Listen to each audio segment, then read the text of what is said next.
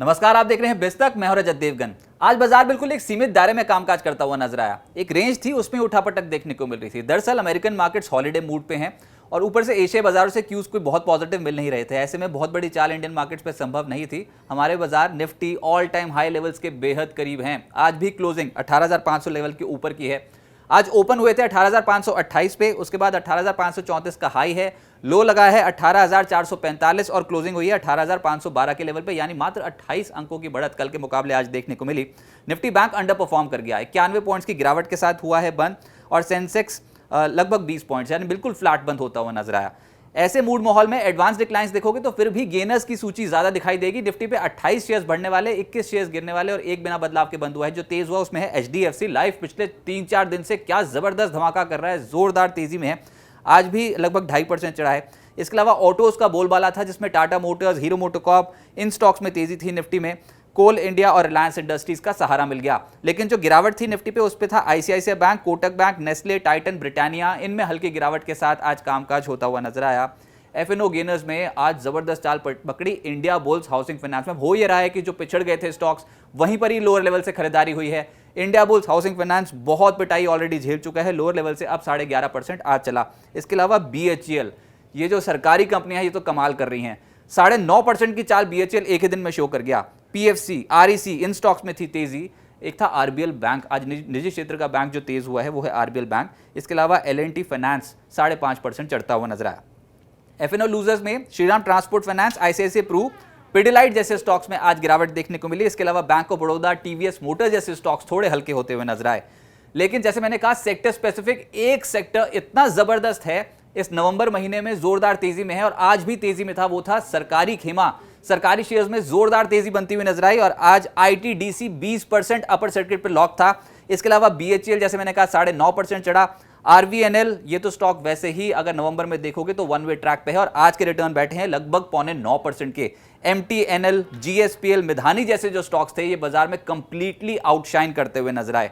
इसके अलावा मीडिया, जिसमें डिश टीवी, साथ ही साथ नेटवर्क 18, टीवी 18, ब्रॉडकास्ट, ये कुछ ऐसे स्टॉक्स थे जहां पर 4% से 6.5% की चढ़ाई रही।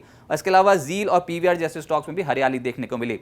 रियल एस्टेट, कुछ स्टॉक्स चले जिसमें प्रोमिनेंट थे India bulls real estate, Oberoi realty, brigade, Godrej properties और डीएलएफ में हल्की खरीदारी आज के सत्र में होती हुई नजर आई। ऑटोज आज कंप्लीटली डोमिनेट कर रहा था टाटा मोटर्स। इसके अलावा संवर्धना मदरसन, बालकृष्ण इंडस्ट्रीज जैसे स्टॉक 2.25%, 2.5% चढ़े हैं। Ashok Leyland, Bosch, hero MotoCorp जैसे स्टॉक्स आज एक्शन तेज था। और चुनिंदा फार्मा कंपनियां भी आज रडार पर आ गई, जिसमें सेनोफी, Biocon, Glaxo, Zydus life, Ipca labs. बहुत समय बाद हमने देखा लोअर लेवल से कुछ खरीदारी होती हुई। लेकिन जो रियल एक्शन है ना, बाजार अगर खड़ा भी रहे तो mid cap stocks catch up play इतना जबरदस्त कर रहे हैं मार्केट में। और आज जो नंबर आया वो था पनामा पेट्रो, 11.5% एक ही दिन में चढ़ा। रैली गियर लगभग 9.25% चढ़ा है। टाटा मोटर डीवीआर 9% से ज्यादा एक ही सत्र में चढ़ा। साउथ इंडियन बैंक 8% से ज्यादा की रिटर्न है। यूटीआई एएमसी, खबर यह थी कि पंजाब नेशनल बैंक को सरकार ने अनुमति दे दी है कि वो यूटीआई एएमसी में अपना हिस्सा बेचे। उसका इंपैक्ट आज पीएनबी पे भी पड़ा और यूटीआई एएमसी में दिन की ऊंचाइयां छूते छूते यूटीआई एएमसी बंद हुआ है, लगभग 8% चढ़ा। और ये जो हाल फिलहाल में जो सबसे ज्यादा विवादों में रहे हैं, ऊपरी स्तरों पे मुनाफा वसूली देखने को मिली है, वो स्टॉक्स आज चले हैं। पॉलिसी बाजार 6.5% उछला है, पेटीएम 5% ज्यादा उछला है, रेट गेन 7% ज्यादा उछला है और नायका के शेयर आज के सत्र में 3% चढ़ता हुआ नजर आया। लेकिन बहुत डैमेज ऑलरेडी इन स्टॉक्स में, निवेशकों की वेल्थ ऑलरेडी डिस्ट्रॉय हो चुकी है, निचले स्तरों से आई है अब खरीदारी। अब आगे क्या होगा?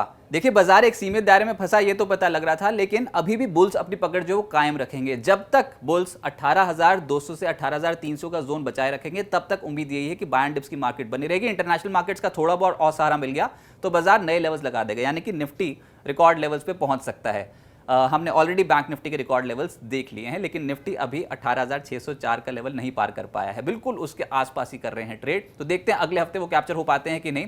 लेकिन मैक्रो नंबर्स बहुत इंपॉर्टेंट रहेंगे। एक तो चाइना के जीडीपी फिगर्स है मंगलवार को, उसके बाद बुधवार को अमेरिका, इंडिया दोनों के जीडीपी फिगर्स आएंगे।